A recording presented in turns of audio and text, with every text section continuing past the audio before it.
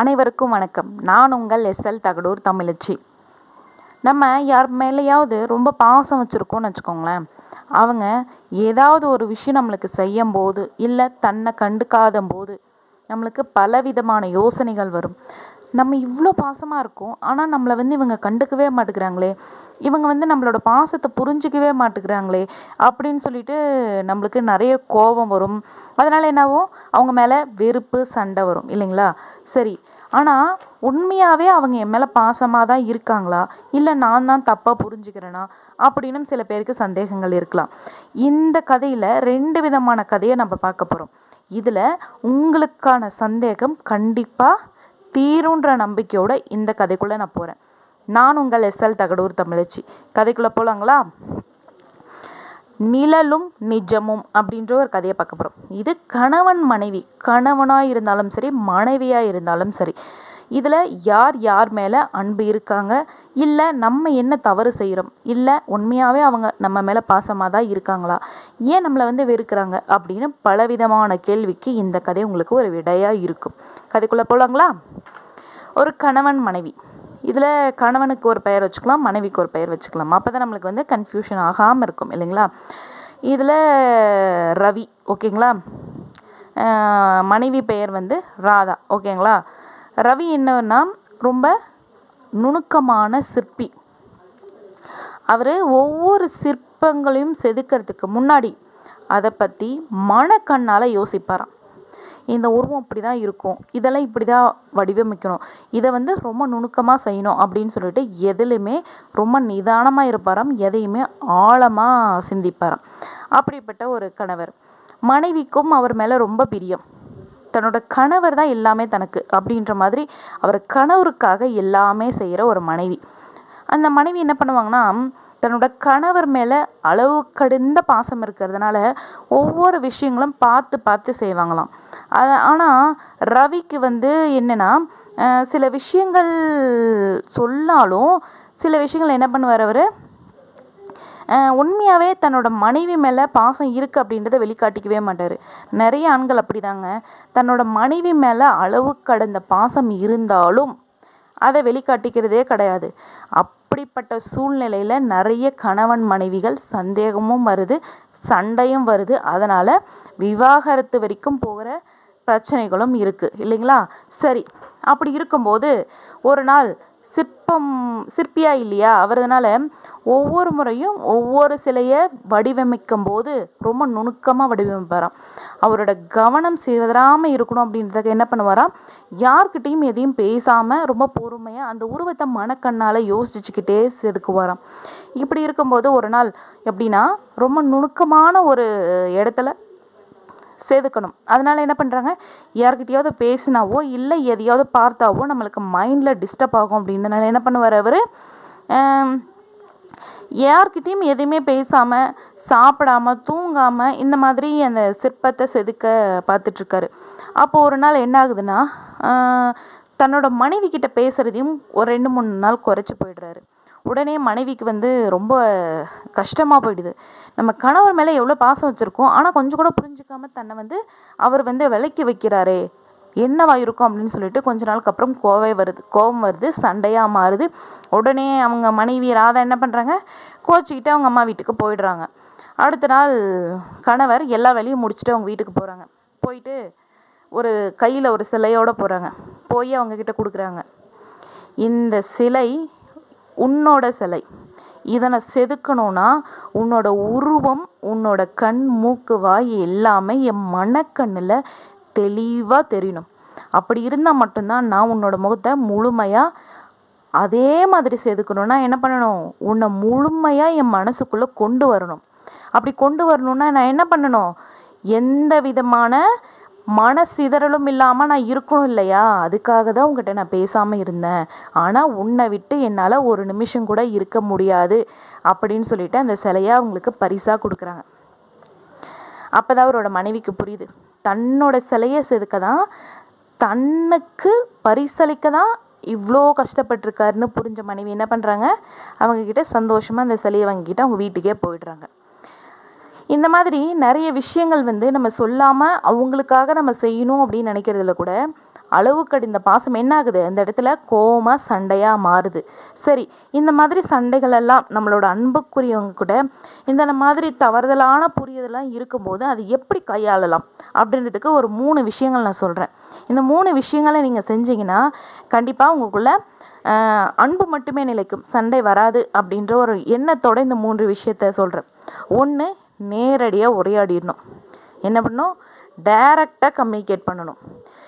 என்ன பண்ணுறதுன்னா, நம்ம ரொம்ப பாசமாக இருக்கிற இடத்துல நீங்கள் மௌனம் பல இடங்கள் என்னாகும், தவறான அர்த்தத்தை கொண்டு வரும். ஏன்னா நம்ம கொஞ்ச நாள் பொறுமையாக இருக்கலாம், அவங்க கோவமாக இருக்காங்க அப்படின்னு சொல்லிட்டு நம்ம காத்துட்ருக்கும்போது என்னாகும் தெரியுங்களா, சில பேர் தங்கிட்ட பேச பிடிக்கல, இல்லை தன்னை அவங்களுக்கு வெறுக்கிறாங்க, தன்னை ஒதுக்கி வைக்கிறாங்க அப்படின்னு சொல்லிட்டு அவங்களுக்கு வேறு மாதிரி எண்ணங்கள் எல்லாம் தோன்ற பல இடங்களில் வாய்ப்புகள் உண்டு. அதனால் நீங்கள் என்ன பண்ணணும், அதை தவிர்த்து உங்ககிட்ட என்ன பிரச்சனை என்னன்னு சொல்லுங்கள் அப்படின்னு சொல்லிட்டு நேரடியாக நீங்கள் போய் கேட்டிங்கனாவே பாதி பிரச்சனை முடிஞ்சிடும் இல்லைங்களா. நான் ஏன் இப்படி செஞ்சேன், இதனால தான் நான் இப்படி செஞ்சேன் அப்படின்னு சொல்லிட்டு நீங்களும் நேரடியாக நீங்கள் சொல்லிட்டீங்கன்னா, ஓ இப்படி நீங்கள் இந்த அர்த்தம் எடுத்துக்கிட்டீங்களா அப்படின்னு உங்களோட எதிரில் இருக்கிறவங்களுக்கும் புரியும். நீங்கள் தவறாக புரிஞ்சுக்கிட்டீங்களா, இல்லை உங்களோட எண்ணம் எப்படி இருக்குது அப்படின்றத அவங்களும் நேரடியாக புரிஞ்சுப்பாங்க. அதனால் எப்படிப்பட்ட சண்டைகள் வந்தாலும் முதல்ல நேரடியாக பேசிடுங்க.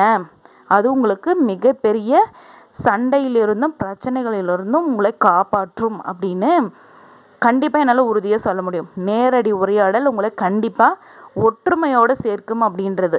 2வது காரணம் என்னென்னா, நம்ம செய்கிற நிறைய தப்பு என்ன தெரியுங்களா, ஏன் இந்த மாதிரி நடந்துக்கிட்டாரு, ஏன் இந்த மாதிரியெல்லாம் பண்ணியிருக்கக்கூடாதா அப்படின்னு சொல்லிட்டு தனக்கு என்ன தேவையோ, நம்ம மனசுக்கு எது திருப்தியோ அதை பற்றி மட்டும்தான் யோசிக்கிறோமே தவிர, ஏன் அவங்க அப்படி பண்ணாங்க, ஏன் அவங்க அந்த மாதிரி நடந்துக்கிட்டாங்க அப்படின்னு அவங்க நிலைமையிலிருந்து நம்ம யோசிக்கிறதே இல்லை.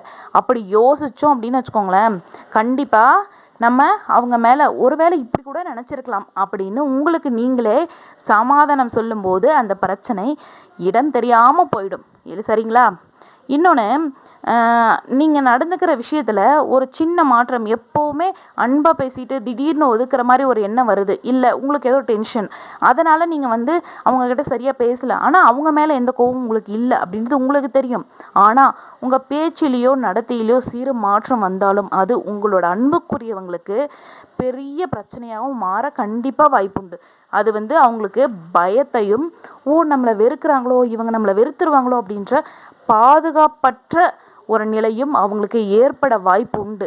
அதனால் நீங்கள் என்ன பண்ணுங்கள், முடிஞ்ச வரைக்கும் அவங்க நிலைமையிலேருந்து நீங்கள் யோசிச்சிங்க அப்படின்னா சண்டை வரதை நீங்கள் தவிர்க்கலாம். உங்கள் அன்புக்குரியவங்களுக்கு உங்கள் கூடயே நீங்கள் எப்போவும் பக்கத்திலே வச்சுக்கணும் அப்படின்னா இந்த விஷயங்கள் எல்லாம் கண்டிப்பாக ஃபாலோ பண்ணுங்கள். 3வது விஷயம் ரொம்ப ரொம்ப முக்கியங்க. இதுதான் நிறைய பேர்கிட்ட இல்லை. என்ன தெரியுங்களா, பொறுமை. ஏதாவது ஒன்று செஞ்சுட்டாங்க அப்படின்னு வச்சுக்கோங்களேன், உடனடியாக போயிட்டு சண்டை போடுறது, ஏன் இப்படி பண்ண, எதுக்கு பண்ண அப்படின்னு சொல்லிட்டு அவங்களுக்கு என்ன நினைக்கிறாங்க அப்படின்றத கொஞ்சம் கூட யோசிக்காமல், அவங்களுக்கு எந்த டைமுமே கொடுக்காம அவங்கக்கிட்ட சண்டை போடுறதுனால எந்த விஷயமுமே மாற போகிறதே கிடையாது.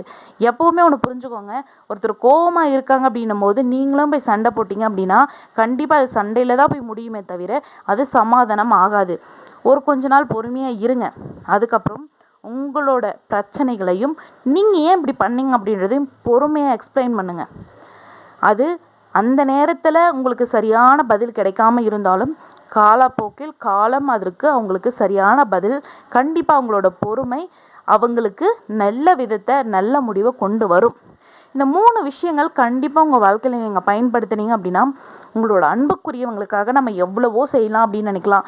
ஆனால் இந்த 3 விஷயங்கள் செஞ்சீங்க அப்படின்னா வேறு எதுவுமே செய்ய தேவையில்ல. இந்த 3 விஷயங்களே உங்களை எப்போவுமே ஒற்றுமையாகவே இருக்க செய்யும் அப்படின்ற நம்பிக்கை எனக்கு இருக்குது. சரி, இன்னொரு விஷயம், நண்பர்களாக இருந்தாலும் சரி, அண்ணன் தம்பியாக இருந்தாலும் சரி, ஒரு ரொம்ப பிரியமாக இருக்கிறவங்க கூட இப்படி ஒரு பிரச்சனை வரும்போது அது எப்படி கையாளலாம் அப்படின்றது தான் இன்னொரு கதை. இந்த கதை பேர் என்ன அப்படின்னு பார்த்தீங்கன்னா, இருளும் ஒளியும் அப்படின்ற ஒரு கதையை தான் எனக்கு பார்க்க போகிறோம். எப்படின்னா, ஒரு அண்ணன் தம்பி 2 பேருமே காட்டுக்கு வேட்டையாடுறதுக்காக போயிட்டுருக்காங்க. போகும்போது ஏதோ மரத்துக்கு மேலே இருந்து ஏதோ ஒரு சத்தம். இதை பார்த்த உடனே அண்ணன் என்ன பண்ணுறாரு, தம்பியை ஒரே ஒரு தள்ளி பக்கத்தில் இருந்த குழியில் தள்ளி விட்டுடுறாரு. உடனே தம்பிக்கு ஒரே கோவம். எங்கள் அண்ணன் என் மேலே எவ்வளோ பாசமாக இருக்கும், எவ்வளோ பொறுப்பாக என்னை பார்த்துப்பாரு. அப்படிப்பட்ட அண்ணன் என்னை கீழே தள்ளி எனக்கு கை காலெல்லாம் அடிபட வச்சுட்டாரே, அவருக்கு ஏன் என் மேலே இவ்வளோ பொறாமை அப்படின்னு சொல்லிட்டு, ஏன் எதுக்காக செஞ்சார் அப்படின்னு ஒரு நிமிஷம் கூட யோசிக்காமல் வந்த கோவத்தில், என்னது அண்ணன் ரொம்ப மோசமான அண்ணன், நம்மளை அடிபட்டு நம்மளுக்கு காயப்படணும் அப்படின்றதுக்காக நம்மளை குழியில் பிடிச்சி தள்ளி விட்டுட்டாரு அப்படின்னு சொல்லிட்டு ரொம்ப கோபத்தோடு உட்காந்துட்ருக்கான். அந்த குழியிலேருந்து மேலே வராமல் உள்ளேயே உட்காந்து கோபத்தோடையே உட்காந்துட்ருக்கான் அவன் தம்பி. கொஞ்ச நேரத்துக்கு அப்புறம் அவங்க அண்ணனும் என்ன பண்ணுறாரு, அந்த குழிக்குள்ளே எகிரி குதித்து அவங்க தம்பியை போய் கட்டி பிடிச்சி அழுகுறாரு. தம்பி, நான் தள்ளி விட்டுட்டு நீ கோவப்படுறியா, என்னென்ன தப்பாக எடுத்துக்காத. ஏன்னா நீ நின்றுட்டு இருந்த மரத்துக்கு மேலே ஒரு கொடிய விஷமுள்ள ஒரு கருநாகம் அது சுற்றிக்கிட்டு இருந்தது. நான் ஒரு கொஞ்ச நேரம் தாமதிச்சிருந்தேன் அப்படின்னா அந்த பாம்பு உன்னை கொத்திருக்கும், நீ கண்டிப்பாக இறந்து போயிருப்ப. அந்த நிமிஷம் உன்னை எப்படி காப்பாற்றுறதுன்னு தெரியாமல் அந்த குழிக்குள்ளே நான் தள்ளி விட்டுட்டேன் அப்படின்னு சொல்லிட்டு அண்ணன் சொல்கிறாரு. அப்போ தான் தம்பிக்கு புரியுது, ஐயோ ஒரு நிமிஷத்தில் என்னோடய உயிரை காப்பாற்ற வந்த எங்கள் அண்ணனை நான் எவ்வளோ தவறாக நினச்சிட்டேன் அப்படின்னு சொல்லிட்டு தம்பி ரொம்ப கவலைப்பட்டாராம்.